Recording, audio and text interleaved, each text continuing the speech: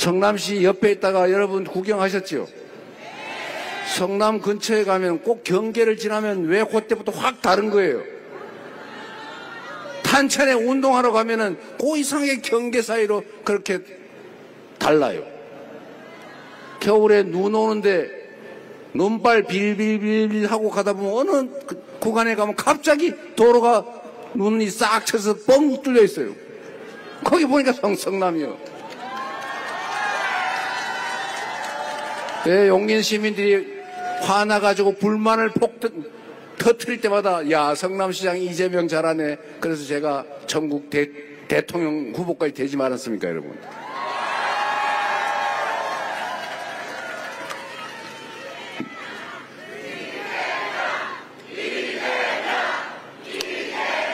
제가 8년 가까이 성남시장 재임하면서 저는 정말 행복하게 시정을 했어요. 저는 내 인생에서 가장 행복했던 시기를 꼽으라면 저는 성남시장 할 때라고 지금 여전히 생각합니다. 정말로 행복했어요 여러분. 빈터에 어린이 놀이터라도 하나 만들고 영 안 되면 다라이에 물통에 물이라도 넣어서 어린이들 퐁당퐁당하게 하고 그러면 또 좋아하시고 그런 걸 보면 제가 너무 행복했어요. 작은 정성으로 사람들이 소소한 행복을 느끼고 가로등이 깨지면 즉각 바꿔주고 도로가 덜컥덜컥거리게 엉터리로 복구해 놓은 거는 제가 그 업자 불러다가 직접 수리하게 시켜라. 하자 보수 증권 이런 걸로 대신 시키지 마라. 꼭 공사한 그 업체가 직접 다시 뜯었다가 다시 하게 만들어라. 그리고 제가 상수도관을 묻는데 밑에는 모래를 묻고 그 위에는 흙을 묻고 뭐 이런 걸 해야 되는데 대충 묻었다는 제보가 있어가지고 가서 파봤어요. 파봤더니 그 엉터리로 묻어놨더라고. 그래서 제가 다시 파내고 다시 묻으라 그래라 시켰습니다. 그래서 성남시에는 그 다음부터 공사할 때 엉터리로 복구해가지고 차가 덜커덕 이러는 게 다 사라졌죠. 돈 아끼게 도로에 아스팔트 다시 새카맣게 다시 깔길래 앞으로는 도로에 어디를 복구할지 왜 하는지 사진 찍어와서 검사받고 도로 재포장해라고 시켰죠. 그래서 제가 사진 가져오면 요거는 그냥 쓰고 요거는 좀 더 버티고 요거는 요만큼만 잘라서 옛날에 옷 깁듯이 기워가지고 고기만 하고 길게 몇십 미터씩 가지 마라 시켰죠. 차 타고 지나가는데 아무 지장 없죠? 그 돈 예산 아끼지 않습니까? 그래서 성남시에 가보시면은 똑같은 보도블록인데 중간에 색깔이 약간 다른 게 있어요. 우리 동장들이 그거 아끼라고 그랬더니 보통 보도블록 깨지면 통째로 갈잖아요. 그거만 쏙 뽑고 거기다 그거 한 장만 싹 새로 꽂았는데 그게 새 거라서 색깔이 다른 거예요. 뭐 걸어 다니는데 지장이 있습니까? 제가 또 돈이 아까워서 저기 가로등 있잖아요. 저는 가로등 보수 유지 보수 예산 그거를 제가 이게 연간 단가 계약을 해가지고 개당 얼마고 그러면 연간 고장 나거나 추가로 하는 개수가 있는데 예산을 편성을 했는데 그 이상하게 2년 3년 지나도 똑같은 수가 고장이 난단 말이에요. 그거 이상하다. 꼭 다 써요. 그것도 이상하다. 뭐 남는 게 있든지 모자라는 게 있는 게 정상인데. 그래서 제가 실험 삼아서 20%인가 25%인가 350억에 70억을 발행했으니까 한 20억 정도 깎았군요. 20%씩 수정구, 중원구, 분당구, 구청장, 그 시설 담당 과장을 다 불러다가 앞으로 내년 걸 20%씩 싹 깎는다. 근데 혹시 부족하면은 내년 가을에 추경해 줄 테니까 추경 신청하세요. 그리고 제가 그 다음에 가을에 가가지고 물어봤어요. 혹시 부족해요?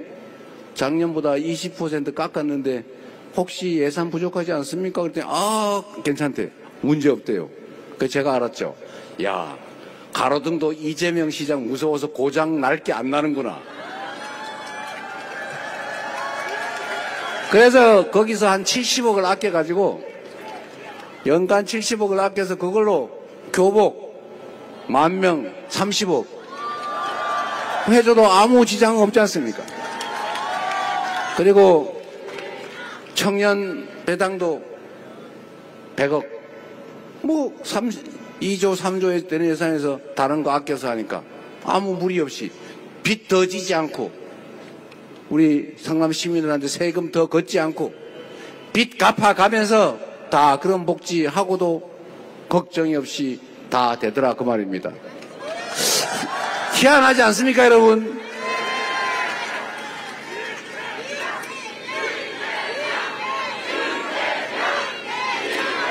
제가 또 다니다 보니까 현수막이 이렇게 많은데 그걸 다 태우느라고 막 냄새나고 일거리 늘고 그런데요. 저 천을 왜 갖다 버리지 아깝게.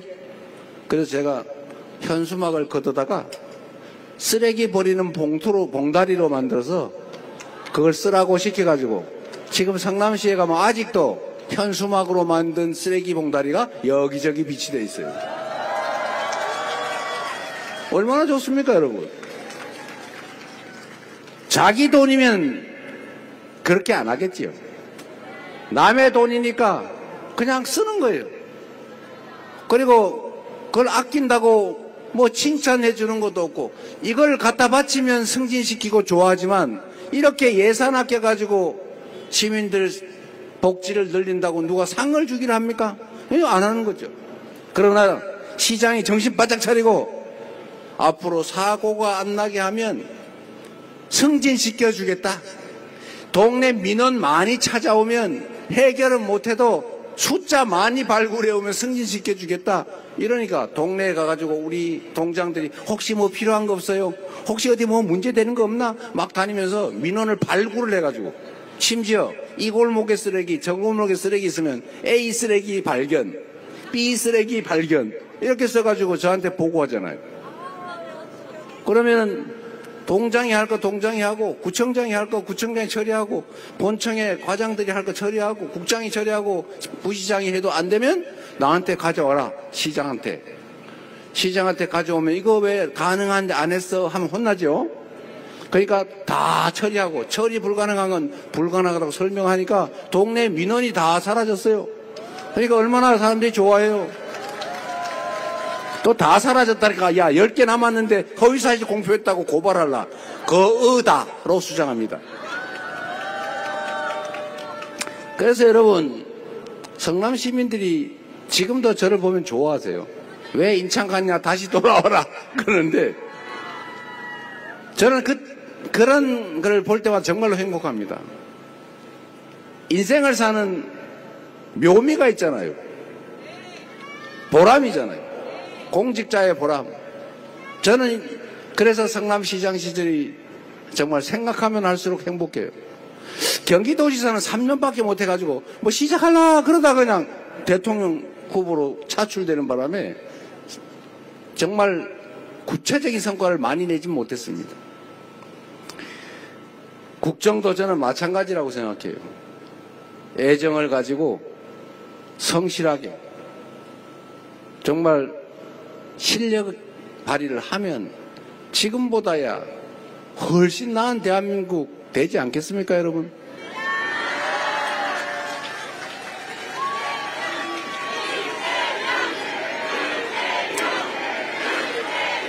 그래서 성남시민, 그 옆에 계신 용인시민, 이재명을 겪어보신 경기도민 여러분들이 이재명을 쓰면 성남시가 바뀐 것처럼 경기도가 바뀌었던 것처럼 대한민국도 확실하게 바뀔 거다 이렇게 얘기해 주시기 바랍니다.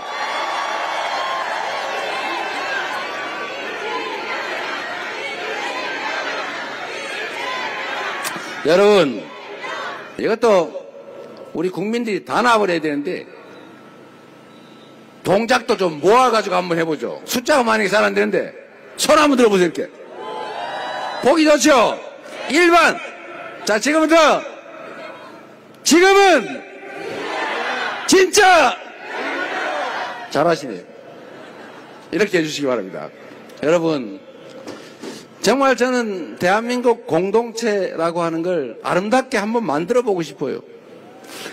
지금처럼 빨간색 좋아하는 사람, 노란색 좋아하는 사람, 왜 나눠서 혐오하고 증오하고 싸웁니까? 아니, 왜 처녀 총각들이 편을 나눠 싸워요? 왜 젊은이와 노인들이 싸웁니까? 경상도, 전라도 싸우는 것도 지겹지 않습니까? 남북이 나눠서 총 들고 싸우는 것도 이제 그만해야 되지 않아요?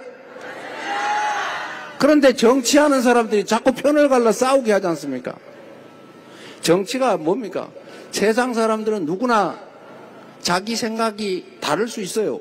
나하고 생각이 다르다고 너는 틀렸어, 이렇게 말하면 됩니까? 다를 뿐이죠. 당연히 다른 거예요.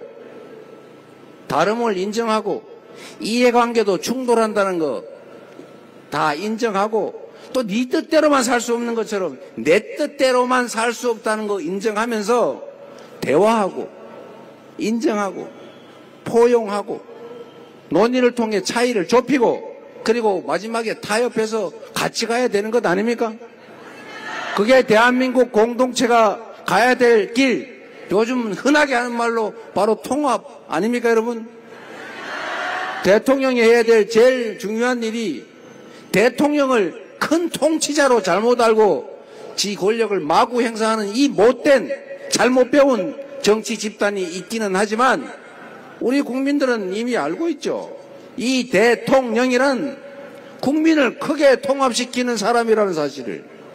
공동체의 책임자는 그 공동체 구성원들을 조화롭게 함께 살아가게 만드는 통합의 역할을 하는 게 제일 큰 책임이라는 사실을 우리는 알고 있지 않습니까, 여러분? 이제 제발 상대를 부정하고 제거하고 나 혼자 100% 다 가질래, 이런 식의 정치를 하지 말아야 합니다. 대한민국 정치가 어느 순간부터, 제가 여의도 가서 전화를 해보니까 진짜 사람들이 편을 나눠가지고 감정을 가지고 싸우고 있어요. 제가 잘 아는 우리 대학 선배한테 전화했더니 전화를 안 받아요. 아니 뭐 낮에야 우리가 의견 틀려 다툴 수 있지만 뭐 감정 갖고 싸웁니까? 우리가 개인 이익 때문에 싸우는 게 아니지 않습니까? 결국 대한민국 전체를 위해서 공익적인 일을 하는 것이고, 의견이 다르더라도 내가 개인적으로 손해보는 것이 아니기 때문에, 또 개인적으로 손해보면 안 되는 것이기 때문에 진짜 감정을 갖고 싸울 일은 전혀 아닌 거 아닙니까? 더군다나 왜 나와 다르다는 이유로 증오합니까? 왜 혐오합니까? 대화를 해야 될 정치인들이 상대방의 말을 이해하고 나는 이렇게 생각해, 너는 그렇게 생각하면 차이는 뭐니까 이렇게 좁혀보자, 이렇게 말해야지. 요즘 하는 행동을 보십시오. 하지도 않은 말을 했다고 덮어씌우고, A라고 말했는데 B라고 들린다고 어거지 써서 죄를 만들고, 너는 왜 이런 거짓말을 했냐는데 그렇게 말 한 바도 없는 걸 쪼가리를 맞춰 조작해가지고 공격을 하고. 이게 대화를 하는, 정치를 하는 기본적인 자세입니까, 여러분? 이거는 우리는 친구 사이에도 동료 사이에도 하지 않는 짓이에요. 내가 어제 너 밥 먹었지? 라고 말하면 거기서 나는 빵 먹었는데 이러면서 시비를 걸면 되겠습니까? 너 밥 먹었지? 왜 반말이야? 이러면 되겠어요? 정치를 복원해야 돼요. 다름을 인정해야 됩니다. 대화해야 돼요. 대전제는 상대방을 존중하는 것입니다. 상대의 말을 그대로 인정하는 것이죠. 내가 100% 다 가지겠다, 이러면 안 되는 거죠. 49%는 나눠주고 51%를 가지고 주도권을 행사하면 되지 않습니까? 여당이 있으면 야당도 있는 거고, 저 햇빛이 있으면 그늘도 있는 거 아니에요? 세상의 이치가 그러한데, 내가 100% 다 가지겠다, 저쪽은 제로 싹 다 뺏어버리겠다, 나만 대한민국 권력을 다 가질래, 야당 존재 필요 없어, 잔소리나 하고 입법권이나 남용하는 저런 사람들 다 죽여버려야지, 이렇게 된 극단 형태가 뭡니까, 여러분? 이게 바로 군사 쿠데타였던 거예요. 대한민국의 모든 권력은 나 혼자 다 가질래. 너네는 눈꽃만큼도 가지지 마. 그리고 말이 많으니까 아예 백령도 가는 배에 500명씩 태워가지고 폭파시켜서 다 싹 서해 바다에 수장시켜버리겠다. 이런 계획으로 군대를 일으켜서 국회를 침탈한 이 비상계엄, 내란, 이게 그 잘못된 정치의 끝판왕이었던 것입니다, 여러분. 이제 다행입니다, 여러분. 저들의 이 엉터리 보수도 아닌 극보수, 극우, 수구, 정당이라고 할 수도 없는 이해 집단, 공익을 사익과 구별하지 못하고 공적 권력으로 사적 이익을 도모하는, 그리고 불법 범죄를 저질러도 국민들은 법을 지켜야지만 우리는 지킬 필요가 없는 특권층을 만들려고 했던 그들 아닙니까?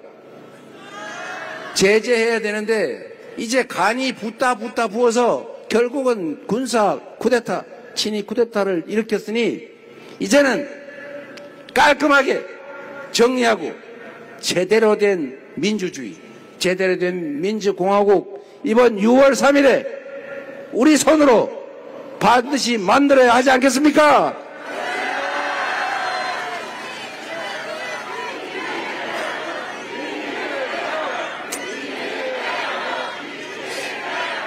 여러분, 정치는 정치인이 하는 것 같아도 결국 국민이 하는 것입니다. 우리 여기에 이상식 의원, 한번 일어나 보세요. 손명수 의원, 우리 이현주 의원, 그 부승찬 의원, 한성지라는 우리 이분들 여러분의 지배자입니까?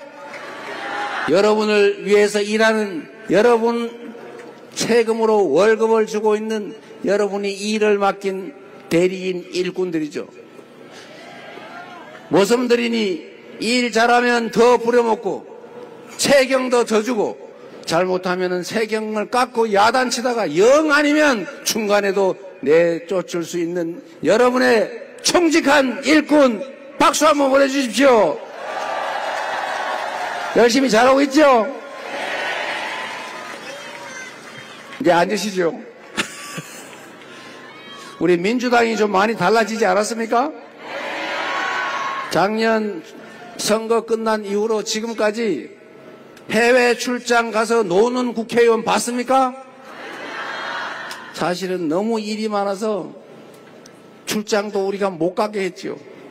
꼭 필요한데 갔다 온 분도 계시지만 너무나 국가 상황이 엄혹해서 최선을 다하느라고 거의 쉰 적이 없어요. 자, 그러면 지금부터 잠시만 주목해 주시기 바랍니다.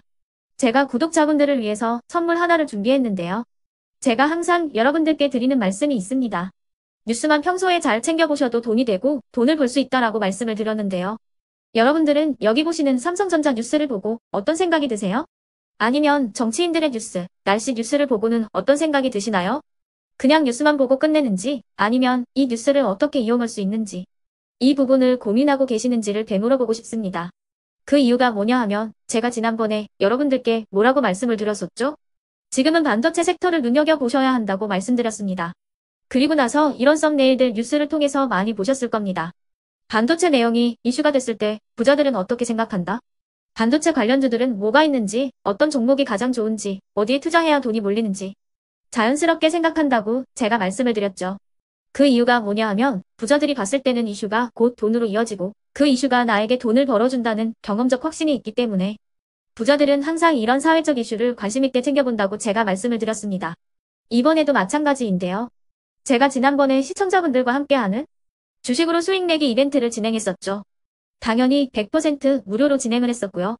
여기 보시면 아시겠지만 제가 지난번에도 구독이라고 보내주신 모든 시청자분들께 반도체 관련주 중에 가장 크게 급등할 딱 한 종목, 많은 종목도 아니라 한미반도체 한 종목을 여러분들께 추천드렸어요. 그러면서 여기 나와 있는 대로 정확히 얼마에 매수해야 하는지, 그리고 수익률이 어느 정도 나왔을 때 팔아야 하는지를, 이런 부분들까지 여러분들에게 정확히 알려드렸었는데 지금 실제로 어떻게 되었다? 오른쪽을 보시면 아시겠지만 제가 지난번 문자 발송으로 이 한미 반도체를 소개해드리고 나서 실제로 이렇게 5배 이상 어마무시한 상승이 나왔습니다. 100만 원만 투자를 했어도 무려 500만 원이 넘는 수익금이 생긴 거죠. 그래서 당시에도 굉장히 많은 분들이 제가 드린 이 한미 반도체로 수익을 내실 수가 있으셨을 텐데요. 다시 한번 축하드린다고 말씀을 드리겠고 이번에도 마찬가지입니다. 앞으로도 2024년, 2025년 계속해서 기대해볼 섹터는 AI입니다. 그 중에서도 AI 반도체는 그 누구도 부정할 수 없는 미래성장 산업입니다. 그러면 우리가 어떻게 생각해 볼 수 있을까요? AI 반도체 종목 중에 앞으로 크게 대장 역할을 하면서 10배 이상 급등할 수 있는 텐베고 종목을 지금부터 열심히 추적해야 한다는 겁니다. 큰 돈을 투자하지 않더라도 월급의 일부분 아주 소액이라도 이 종목을 모아가야 수백 %의 수익률을 손에 쥘 수 있는 것이죠. 지금 여러분이 보고 계시는 이 유튜브 또한 AI 반도체와 아주 밀접한 연관이 있고 반도체야말로 대한민국의 핵심 산업으로 앞으로 더더욱 시장은 성장할 수밖에 없습니다. 그렇기 때문에 제가 이번에도 뭘 보내드리고 있냐면 지난번과 똑같이 구독이라는 문자를 보내주시면 제가 AI 반도체 관련주 중에 앞으로 대장주 역할을 하면서 주가가 가장 크게 급등할 한 종목을 여러분들께 문자 발송으로 종목명과 사고 파는 시점을 모두 알려드릴 건데요. 그 문자를 받고 여러분들이 주식으로 돈 버는 연습을 한번 해보셨으면 좋겠고요. 혹시라도 나는 주식을 하지 않는다 하시는 분들은 주변에 주식하시는 지인분들에게 말씀을 해주셔도 되고요. 아니면 연세가 있으셔서 투자가 어렵다 하시는 분들은 이 종목을 자녀분들에게 한번 사봐라. 이걸로 한번 수익을 내봐라. 이렇게 조언을 해주실 수도 있는 거겠죠. 그래서 지금 이 영상을 보시는 시청자분들 중에 나도 이번 종목이 좀 궁금하다 하시는 분들은요. 누구나 상관없이 그리고 어느 시간대나 상관없이 부담없이 010-2514-5930번으로 구독이라는 문자 보내주시면 제가 이번에도 똑같이 무료 추천 급등주 문자를 보내드리겠습니다. 이해되시겠죠? 제 번호 010-2514-5930번으로 구독이라는 문자 보내주시면 여러분들이 직접 이슈를 통해서 돈 버는 연습을 해보실 수가 있는 거고 제가 돈을 받는 것도 아니고 투자를 대신해 드리는 것도 아니기 때문에 부담 없이 신청해 주시면 되는 겁니다. 그리고 수익이 나면 저는 다른 것은 하나도 바라지 않습니다. 제 채널에 구독, 좋아요 한 번씩만 눌러주시라 이렇게 다시 한번 말씀을 드리겠습니다.